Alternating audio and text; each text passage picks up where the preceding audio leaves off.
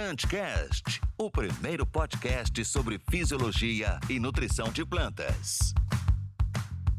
Olá, caros ouvintes, sejam bem-vindos a mais um episódio do Plantcast, o primeiro podcast sobre nutrição e fisiologia de plantas do Brasil.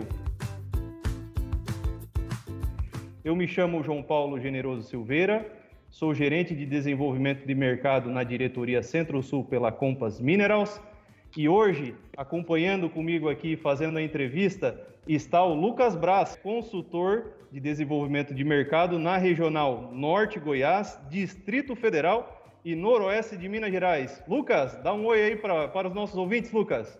Olá, pessoal. É uma grata satisfação poder, nos próximos minutos, contribuir com algumas informações de grande relevância do nosso setor da agricultura. Pessoal, esta semana para nós da Compass Minerals é uma semana de muita alegria porque nós estamos lançando o nosso Feijão Experts Club específico voltado aí para os agricultores que trabalham com essa cultura tão nobre aí no Brasil. E para falar de feijão, para nós é uma satisfação muito grande convidar ele que é engenheiro agrônomo, produtor rural, possui graduação pela Universidade Federal de Santa Maria, pós-graduação pela UFLA em fertilidade do solo, é consultor da Planta Consultoria, que atua em Goiás, Distrito Federal, Minas Gerais e Bahia há 33 anos, e presidente do ABC IGTEC Brasil, Feijão Brasil, há 19 anos. Seu Hélio Dalbello. Tudo bem, seu Hélio? Tudo bem, como é que vai? Tudo certo. Seu Hélio, para nós é uma satisfação muito grande recebê-lo aqui no nosso Plantcast. E já iniciando, seu Hélio, gostaria de pedir para que o senhor se apresentasse, contasse um pouco da sua história, da sua experiência de vida para os nossos ouvintes aí do Plantcast. Vamos lá, eu nasci no Rio Grande do Sul, na capital do Alto Uruguai, tem 3.682 habitantes, Maximiliano de Almeida. E de lá sempre fui produtor rural, porque é nascido no interior. E aí a minha vida foi assim, de estudante, Colégio Agrícola em Nova Petrópolis, Universidade de Santa Maria. Pós-formado, eu fui para Corbélia, Paraná, oeste, trabalhando na Emater, do Paraná.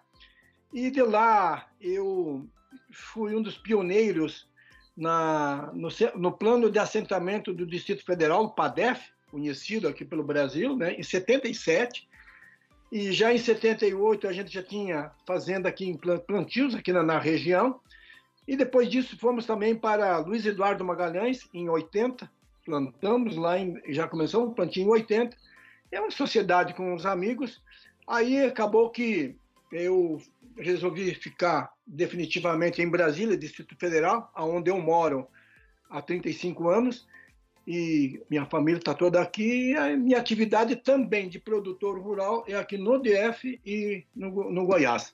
Rapidamente é isso. Tá certo, seu Hélio. Sem sombra de dúvidas aí, uma longa trajetória de muita experiência, e a gente aí tá ansioso aí para fazer essa conversa com o senhor, ouvir um pouco e aprender um pouco sobre a cultura do feijão. Mas vamos lá, seu Hélio. Para aqueles agricultores, seu Hélio, hoje que trabalham com a cultura do feijão, quais são os conselhos iniciais que o senhor daria para esses agricultores, seu Hélio? Olha, são muitas coisas, porque o feijão, ele não é, João, não é uma cultura para iniciante, vamos dizer assim, né? Ela é muito exigente, é uma cultura muito rápida, não permite erros, né? Vamos lá, nós temos hoje feijão que ele produz em 75 dias, e temos produtividade de 70 a 80 sacas por hectare. Então, uma fitotoxicidade que se der na cultura, num dia ou dois, você está perdendo um saco, 2 por hectare.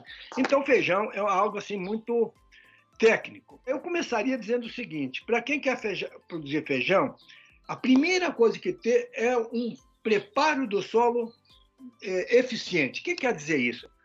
Aonde você faz, porque hoje não se arranca mais feijão com a mão. Hoje o feijão é todo mecanizado. para ter alta produtividade. Antigamente, a gente plantava o feijão, arrancava com a mão, tinha as pessoas que a gente contratava e vinha com ameaque e batia. Não, hoje não. Hoje você planta o feijão e vem com as grandes colheitadeiras, com plataforma de 30, 40 pés. Então, o solo tem que estar bem preparado. O solo, exagerando, mas tem que ser tipo um campo de futebol, bem planinho. Para quê? Para que quando você for colher esse feijão, não venha um torrão de terra, porque assim, o feijão é vendido por duas coisas, cor e tamanho de grão. Se o teu feijão pode ser o peneira 12, que é uma das melhores peneiras, 90% de peneira 12, mas se estiver barreado, quer dizer, um pouquinho de terra misturada, já perde 5, 10, 15, 20 reais por saco. Então, a primeira coisa que eu diria é o seguinte: preparo do solo é fundamental. Eu uso, quando começo o meu preparo do solo, numa área nova, a gente sempre vai abrindo áreas. Eu faço um preparo do solo com aquela a lâmina, chama 7 ferros. É a tal da Jacuí que falam. Vai ajeitando. Eu uso essa lâmina, das pessoas que usam essa lâmina para fazer o preparo de solo do arroz inundado. Imagina, arroz inundado é uma mesa. É essa lâmina que eu uso para preparar o solo. Então, esse é o primeiro passo que eu te diria. Prepare bem o teu solo para você não ter dor de cabeça lá na frente. Excelentes colocações, seu Hélio, e a gente analisando isso que o senhor acabou de falar, nessa cultura de grande importância, acaba que a gente tem muitos detalhes, né? Então é muito fácil a gente acabar perdendo alguns valores ali no produto final. E partindo desse princípio, seu Hélio, uma outra questão que a gente visita vários lugares, propriedades, estados, como que o senhor vê principalmente ali já um tratamento de semente, pensando em sistema radicular, né? Mais nesse início. Bem, a boca da planta é o quê? A raiz. Se você não tiver uma boa raiz, adiós, muchacho. Não tem para frente. Então é o seguinte, nós temos que focar tudo, nossa mente é criar um bom sistema radicular. Mas como é que tu faz um bom sistema radicular? Um sistema radicular exuberante. Isso é possível? Claro que é. Mas então, o que é que te atrapalha para você ter um bom sistema radicular? Eu vou te dizer o seguinte: primeiro, você tem que ter um bom tratamento de semente. E isso eu quero falar daqui a pouquinho para frente. Mas antes disso, para você, quando você vai implantar a tua lavoura, tu tem que ter preocupação seguinte: a profundidade da semente é fundamental. Eu digo o seguinte: é 2 dedos. Mas não é aqueles 2 dedos dos gringos lá do Rio Grande, aqueles dedão, sabe? É 2 dedos que quer dizer 2,5 centímetros, 3 centímetros. No máximo 4 centímetros de profundidade. Eu tenho uma área agora esse ano que teve problemas porque eu não estava, eles fizeram um plantio mais fundo e está lá, a bucha. Então é o seguinte, primeira coisa, profundidade é fundamental. Em pivô, normalmente, que nós temos irrigação, é comum você plantar com um dedinho, é 1 centímetro, 1,5 centímetros. Primeiro, ela não gasta energia para sair, a planta. E o sistema radicular fica menos exposto hipocótilo a fusário ou doenças. Então, é uma parte bem curtinha. Isso é a primeira coisa. Segundo, a uniformidade da colocação da semente. O que é o ideal? Que toda a semente nascesse, todas elas no mesmo dia. Isso é um sonho, mas há possibilidade que haja uma diferença pequena de emergência das plantas. Por quê? O feijão que nasce hoje e o outro que nasce daqui a 3 dias, na maturação, vai dar essa diferença. Aí tu vai ter feijão sequinho, passado do ponto que trinca, e o outro que está úmido, que não fica legal. Então, assim, essa profundidade e uniformidade da semente. Outra coisa que é importante, que é comum para quem é feijão, é Fusarium solane. É a Fusarium do solo, que tem a Oxysporum, que dá lá na frente. Mas a Fusarium solane, para quem planta feijão, é complicado. Então é o seguinte, o que é que facilita a entrada da Fusarium? O amigo da Fusarium, compactação de solo. Primeiro lugar, solo compactado pode, além do impedimento de impedir o sistema radicular desenvolver, facilita a Fusarium. Umidade excessiva. A Fusarium adora umidade excessiva e temperatura baixa. Então, são esses fatores que podem te atrapalhar o início de você ter aquele sistema radicular exuberante. Outra coisa que te atrapalha você ter um bom sistema radicular, nematóides. Então, se você tem um bom sistema radicular, você pode até ter um pouco de nematóide e conviver com o nematóide mais fácil. Porque se você tem pouca raiz e vem o nematóide e te come um tanto, aí é bucha. Mas se você tem um bom sistema radicular, aí você vai levando em frente, né? Depois disso aqui, nós temos bom tratamento de semente. Como é que começa o tratamento de semente? Porque eu vou falar do ideal. É você ter um bom tratamento de semente. Começa com o quê? Eu uso assim, um tratamento biológico, tratamento químico. Eu faço ele uns 30 dias antes. TS, deixo pronta a semente com todos os produtos que te ajudam no manejo de sugadores, algumas doenças iniciais do feijoeiro, né? E não pode esquecer de você ter um bom estímulo para que a nodulação seja eficiente. Para você ter uma boa nodulação eficiente, você tem que ter um cobalto molibdênio, e eu uso cobalto molibdênio mais níquel, para que, quando começarem esses risóbios que você coloca, os risóbios, aonde que eu coloco o inoculante? O inoculante eu coloco no jato dirigido. O que é que vai no jato dirigido? Vai 6 doses de inoculante líquido, 2 doses de azospirilo e mais o Bacillus subtilis e Megatherium, que são os tratamentos biológicos que vai no suco de plantio. O professor da Exalc mostrou o seguinte, um trabalho que só o fato de você fazer esse tratamento jato dirigido no suco, há um ganho de 2 a 3 sacos por hectare no feijão e 5 a 8 sacos na soja. Mas você tem que ter esses estimulantes lá na raiz, que é o cobalto molibdênio, para que quando os risóbios começarem a sair, ele tenha alimento, ele tenha comida para poder desenvolver, criar esse ambiente, né? Então, esses tratamentos são fundamentais. Você fazendo um bom preparo de solo, não tendo compactação e fazendo isso aqui, e fazendo uma profundidade certa e uniforme, já pode gastar por conta 50% da lavoura. Perfeito, seu Hélio. Então, assim, primeiro o senhor colocou, né, como orientações, um bom preparo do solo, né? E aí o senhor colocou, né, ter um solo plano, bem preparado. Depois o senhor falou a questão do sistema radicular, né, um sistema radicular vigoroso, fazendo um bom tratamento de semente. Além disso, seu Hélio, aí nós temos uma planta aí que vem se desenvolvendo, uma planta bem vigorosa. É isso que o agricultor lá de feijão espera? Ou qual que é o manejo que o senhor recomenda aí? Vamos lá. Todo mundo quer uma planta vigorosa, com certeza, né? E isso acontece. E vem.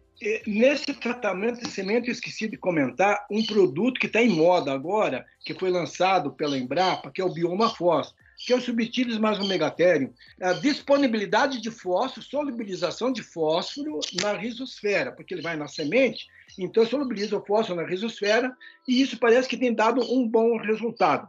Coisas que nós vamos fazer num dia de campo ano que vem, provavelmente nós vamos fazer um trabalho nesse lado. Bom, falando em planta vigorosa, ok, nós temos uma planta que vem vigorosa, bonita, todo sonho nosso, e isso a gente vai conseguir. Entretanto, tem um detalhe.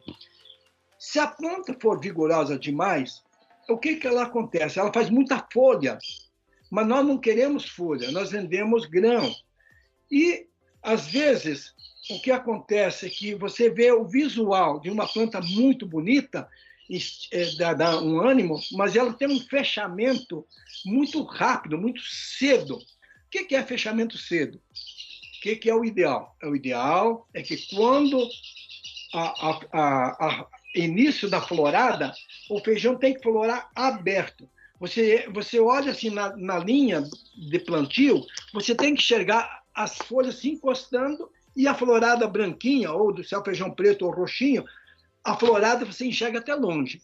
Esse que é o ideal. Por quê? Aí você tem entrada de luz, entrada de vento, você tem uma aeração boa nesse feijão, e aí o pegamento das vagens, da florada, é muito maior. Quando tu tem uma planta muito vigorosa e ela fica abafada, tramada, que até é difícil de entrar, o pegamento é menor.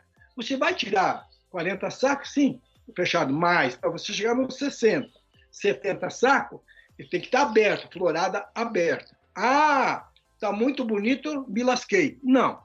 Tem maneiras de, quando você vê a planta muito vigorosa, você dá uma travada no feijão. O que é travar o feijão? Ele está vindo bonito, esperto, aí você faz o seguinte, aí que entra o pulo do gato. Quando é que se trava o feijão? Nós fizemos muitos trabalhos dentro do GTEC Feijão, que GTEC Feijão ele é feito para gerar conhecimento. Quem conduz o GTEC Feijão é o CNPAF. Eu sou o presidente, mas quem conduz tecnicamente é o CNPAF, Centro Nacional de Feijão e Arroz da Embrapa.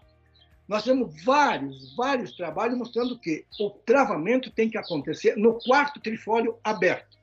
Tu vê, quarto trifólio aberto, ela no 15, 16 dias já está aberto. E a florada vai acontecer nos 32 dias. Então, é muito antes.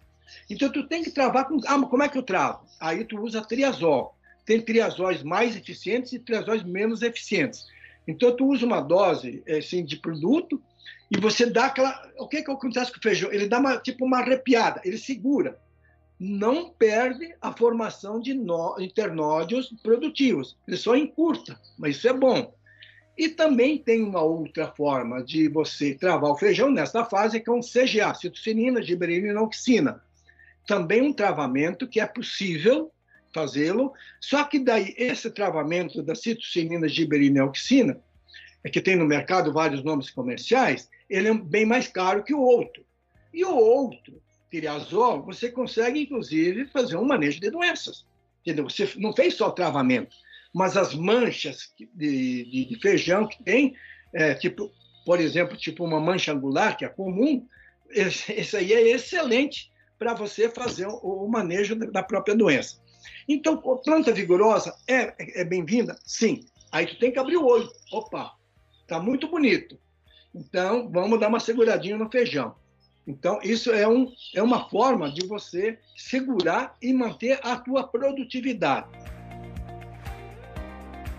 Seu Hélio, muito boas as contribuições. Totalmente a gente vê hoje que no feijão, principalmente pensando aí em doenças foliares, né, algumas manchas foliares, obviamente a gente faz a utilização de um fungicida e a gente vê que hoje grande parte dos produtores de feijão tem algumas dificuldades com relação ao nutriente cobre. E a gente sabe que o nutriente cobre ele pode colaborar nesse processo conosco. O que o senhor tem visto a respeito de talvez algumas fontes que o senhor se sente mais seguro na utilização, às vezes até uma translocação dentro da planta? Quais fontes, quais os maiores dificuldades, barreiras que hoje o agricultor vem enfrentando com o nutriente cobre, que ele tem uma grande importância? Vou dizer o seguinte, eu apanhei muito com cobre. Óxido cuproso, hidróxido de cobre, óxido de cobre, e eu tinha problemas com fitotoxicidade. Dependendo da situação, eu tinha um problema sério com fitotoxicidade no feijão. Aí usar, por exemplo, a antracnose, ainda não foi eliminada, o melhor fungicida para antracnose é o Mertim, no caso, é o nome comercial. E tinha uma dúvida se daria para usar ele com cobre, porque a antracnose não vem sozinha, vem acompanhada da bacteriose. Então, o Mertim não faz nada na bactéria, tem que ser um cobre. E aí dava os problemas. Até que eu não tenho dificuldade nenhuma de falar que o melhor cobre hoje, padrão, e uso ele sistematicamente, é o Kellos Cooper, que é de vocês, inclusive, esse produto. Por quê? Ele é um elemento de uma solubilidade fantástica, não dá fitotoxicidade e quantidades baixas. Então, ele é muito eficiente na bacteriose. Nossa, eu uso sistematicamente porque no momento que eu adotei esse sistema de usar o Kellos Cooper sistematicamente, estou colocando o Kellos Cooper. Porque, além disso, ele dá um enrijecimento maior na folha, entendeu? As pragas têm mais problema, mais dificuldade, e as doenças também. Então, esse cobre, que é o cobre quelatizado, tem me dado tranquilidade na questão de bacteriose. Para mim, crescimento bacteriano já é uma coisa que não me preocupa mais. Era um problema sério, porque se você pega um ambiente, calor e umidade, a bactéria faz festa. E se você não pegar ela no início, você não perde. O boi vai para, como é que é? Vai a vaca e a bezerrada tudo para o mato, entendeu? Perde. Mas, sistematicamente usando isso, foi uma tranquilidade para nós, entendeu? E ele até contribui, nesse caso do travamento, ele é mais um que ajuda a enrijecer e aí contribui até no travamento do feijão. Bom, pessoal, tem mais algo muito importante, que é a qualidade do feijão. O feijão, quando o comprador vai na fazenda, ele pega o feijão da mão direita, põe na esquerda, da esquerda para a direita, para avaliar o feijão, para botar defeito. E tem um problema muito sério na nossa região, que é uma erva daninha, que é a tal da trapoeraba. Ela é uma daninha que quem é plantador de feijão, eu acho que tem ojeriza dela, tem raiva dela. Por quê? Ela, mesmo tu dessecando ela na época da colheita, ela fica gosmenta. E a hora que você traz o feijão para dentro da colheitadeira, ela solta uma gosmazinha, e essa gosmazinha gruda no feijão, e a poeira que tem no feijão vai grudar no feijão. E aí o quê? Perda de qualidade do feijão, você perde 5, 10 sacos por hectare. Bom, o que é que eu tenho adotado, e de tanto apanhar, eu posso contribuir com quem está me ouvindo, como é que eu faço o controle de trapoeraba? Tem muitas pessoas que já não adotam este sistema, porque o produto é o metalaclor. Então, como é que você usa o metalaclor? Você planta o feijão e usa ele pós-plantio pré-emergente. Porque a ação do metalaclor quando começa a emergir a radicelazinha, ele atua aí nessa radicelinha. Bom, por que é que esse metalaclor tem algumas restrições? Me parece que o Paraná meio que diminuiu, porque eles diz que está dando um travamento no feijão. Isso é verdadeiro. Bom, eu quero dar uma dica para o plantador de feijão. A dose desse metalaclor em terreno arenoso é 0,6 litros por hectare, não mais do que isso. Por exemplo, a Bahia, que faz consultoria, 17% de argila, é 0,6 litros por hectare, 0,5, 0,6. Aqui no Distrito Federal, 50%, 40% de argila, 50%. 0,8, não mais do que isso. Mas lá na plantadeira, lá atrás, quando você tem o sulco de plantio, e atrás vem aquelas duas rodinhas que são para compactar a semente. Tu pode usá-la fazendo tipo um sulco, uma valetinha, ou tu invertendo as rodinhas, abrindo a boca da rodinha, deixando elas abertas lá na frente e fechadas atrás, ela faz tipo um murundum. É esse o sistema que você tem que usar. O murundumzinho lá atrás da semente. Por quê? Você plantou, você vai jogar o dual, e quando vem uma chuva ou uma irrigação, aquele dual vai escorrer para o lado. Mas se tu tiver o jeito, com a boca fechada na frente e aberta atrás, ele faz um sulco. Aí o metalaclor vai escorrer para dentro da valetinha, onde está a semente, aí é bucha certa. Tem situações da 100, 200, 100, vamos dizer, de 80 a 120 milímetros, que pode até prejudicar o feijão de ter que replantar. Então, mas ele, para a trapoerada, ele é ótimo. Evidentemente que ele não é o milagroso e faz tudo. Aí depois tu vem eu uso depois uma dose de flex, e depois mais na tarde eu uso o amplo. Não tem muito herbicida para o feijão, não. É esses 3 ali, 4, e é por aí, entendeu? Para folha estreita tem muitos, mas para folha larga é isso aí. Por exemplo, então, essa preocupação de você não deixar a lavoura com trapoeraba lá para a colheita. Depois a gente vai falar um pouco de colheita também, né? Tem alguns segredinhos ali na dessecação, viu? Ótimo, seu Hélio, boas contribuições. Gostaria de voltar em um ponto de grande relevância que acho que a gente passou, mas ainda em tempo de uma pergunta fundamental como essa, Em algumas visitas técnicas que eu realizei juntamente com o senhor na sua propriedade, como é que você vê a questão do uso de aminoácidos, ainda mais para uma cultura que é extremamente rápida, aí, conforme o senhor citou no início, às vezes até de 70 dias, pouco menos ou pouco mais. Como que o senhor vê a utilização dos aminoácidos hoje? Bem lembrado, Lucas. Muito obrigado. É o seguinte, ó. Vamos partir assim, eu tenho meu sistema reticular bom, estou com a minha planta bonita e tal. A vida do rizóbio não é muito longa. E eu preciso dar para esse rizóbio um alimento para que ele prolongue a vida e que ele seja mais ativo. O uso de aminoácidos, que são vários que tem no mercado, é fundamental. No terceiro, quarto, quinto trifólio, entendeu? Esses aminoácidos contribuem para que nós tenhamos uma adulação mais duradoura. Se nós tivermos, eu vou entrar no detalhezinho que é meio assim, há controvérsias. A doutora Ieda e o doutor Anderson da Embrapa, eles não querem, não é que não querem, eles não recomendam o uso de nitrogênio mineral. Eles querem que toda essa função seja feita pelos rizóbios. Muito bem, até é possível, e trabalhos no Tugetec mostraram que 8 doses de inoculante foi uma curva boa, produziu praticamente a mesma produção quando nós usamos 90 kg de N. E existe até um aparelho que se chama clorofilômetro para medir o teor de nitrogênio nas folhas, para dizer se precisa nitrogênio ou não. Trabalho também feito dentro do GTEC. Mas vamos lá. Para você reduzir, e tu pode reduzir teu N, tu tem que ter uma boa nodulação. Quem é que vai fazer o nitrogênio do ar? É a nodulação. Se você não der uma comidinha, não der um agrado, é que nem mulher bonita, o rizóbio, tem que agradar, senão não vai, entendeu? Ele vai até e fala, bom, eu já fiz minha parte, agora se vira. Mas se você der um estímulozinho para ele, ele vai durar mais. Isso é muito importante. Com certeza, você lembrou algo que faz a diferença dentro do feijão, tá?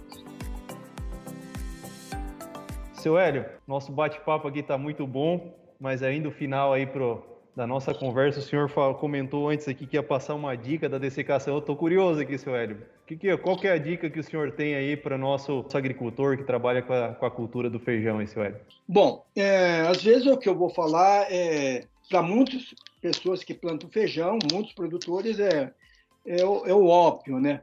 Mas eu tenho algo interessante para fazer. A dessecação do feijão, ela é fundamental, porque para você uniformizar as vagens para que tenha uma colheita uniforme da umidade do grão.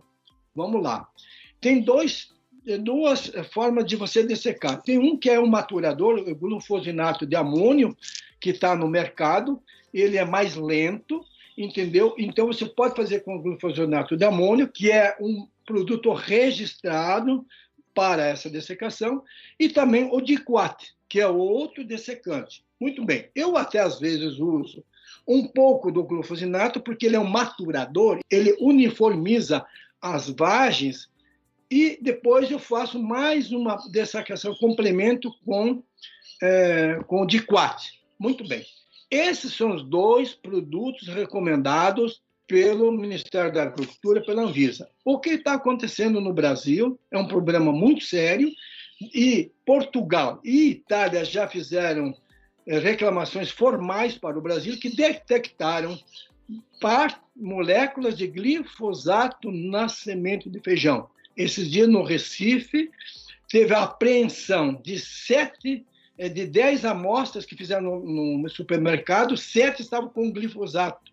Então, isso é um crime. Nós, produtores rurais, conscientes e responsáveis, e com responsabilidade, jamais podemos usar glifosato na dessecação. É uma prática necessária, ótima, e que vai me dar uma qualidade de feijão. Eu gostaria sempre de colher um feijão tipo 10-10, que é o feijão que o Broto Legal gosta de comprar. Paga R$20 a mais por saco. Mas é difícil conseguir, entendeu?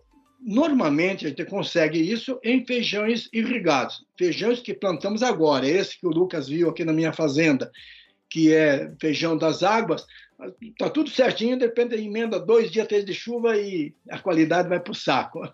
É isso aí, nossos ouvintes. Tivemos aí boas informações e, sem sombra de dúvidas, bons conhecimentos compartilhados que vieram agregar para todos nós. Gostaria de agradecer aqui o convite aceito pelo profissional do seu Hélio Dalbelo, as contribuições que a gente juntos, rodando os campos, fazemos, aprendemos junto com essa pessoa de grande renome.